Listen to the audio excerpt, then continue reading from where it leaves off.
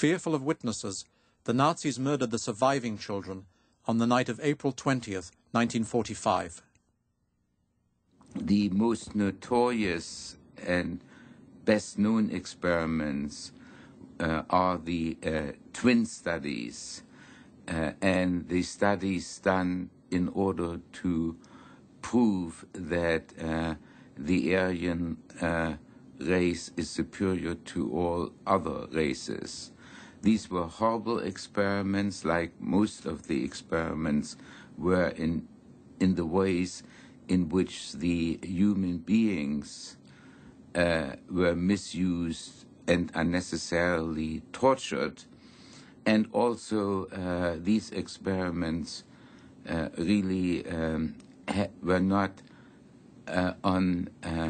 based on solid scientific foundation, and contributed very little to, if anything, to scientific knowledge. From 1942 to 1944, Dr. Joseph Mengele studied 1,500 pairs of twins at Auschwitz. Among those, Eva Moses Kor and her sister Miriam. Eva Kor was among the arrivals at the Auschwitz platform, where selections were being made. All of a sudden, an SS was running up and down that platform. There were probably a few, I saw only one, yelling Zwillinge, Zwillinge, which means in German, twins. My mother didn't react. So he stopped and demanded, "Are they twins?"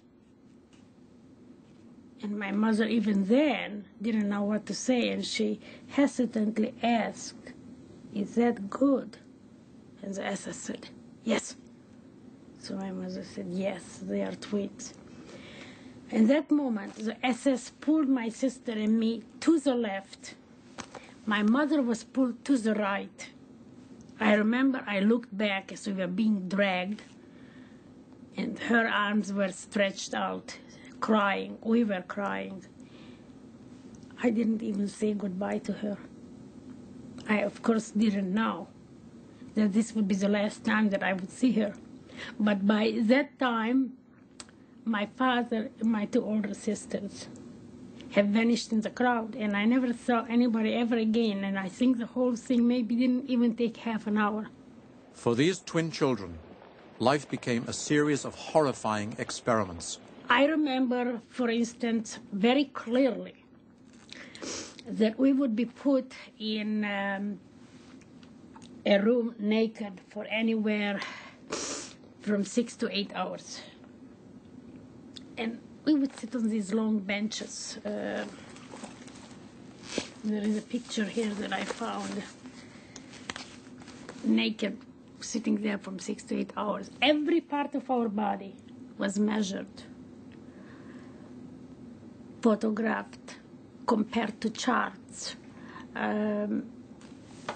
There were 6 or 8 people in white jackets running around, and we knew that we were like little soldiers, that we had to do what they told us in order to survive.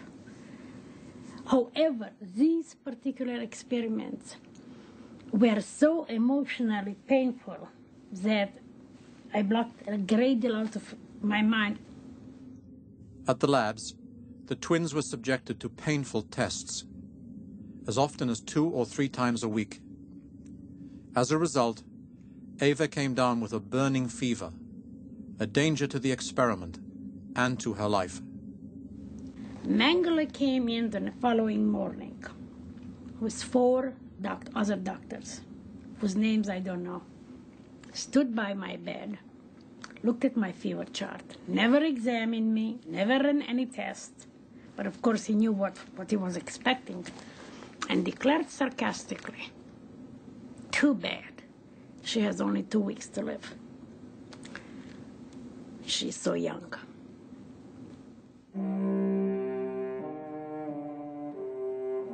Eva Kor survived with other twins and was rescued at the liberation of Auschwitz.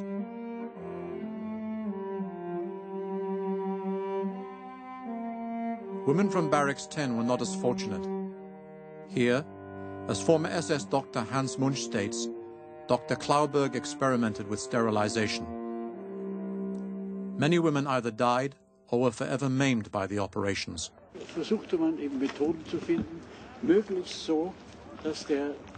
They tried to find methods to keep the patient, if possible, uninformed of what was being done.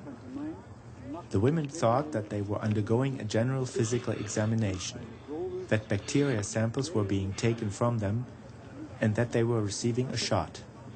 That was the goal. They weren't supposed to know. But these women were said to have known. Therefore, a method was to be found such that the doctors could do it and the women would not realize what was going on.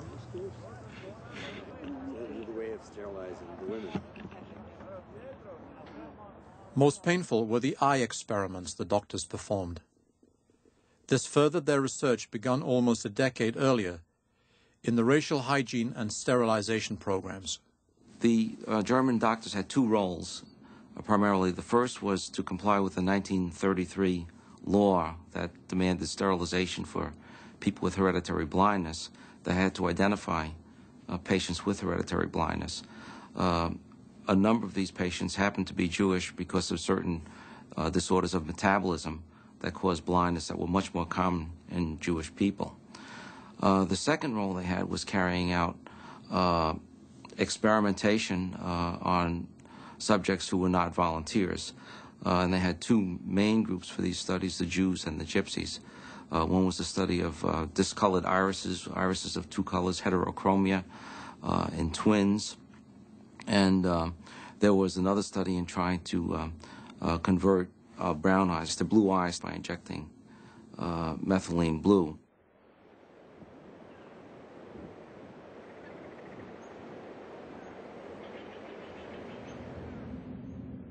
Those unfortunate victims, who were not spared through these experiments, were gassed after they were no longer useful. The doctors assisted in every step of the extermination process, especially the gassing. As stated by Dr. Hans Munch, according to very precise rules, the doctors had to be present, just as in civilized states, at every normal single execution due to legal reasons. There was also a military order saying that when executing people by using gas, at least one doctor had to be present. The major task at hand was the disposal of millions of victims. In light of their earlier experiences with euthanasia, the doctors were recruited to supervise the mass extermination.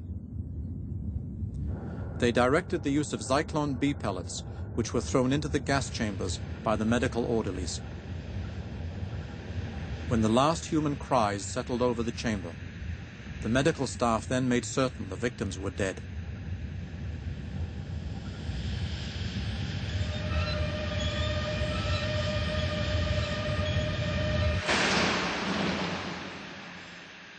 Markings from the gas lingered on as abstract paintings, evoking the ill deeds of the victimizers. The doctors and the bureaucrats then collaborated in the efficient use of the death camp ovens.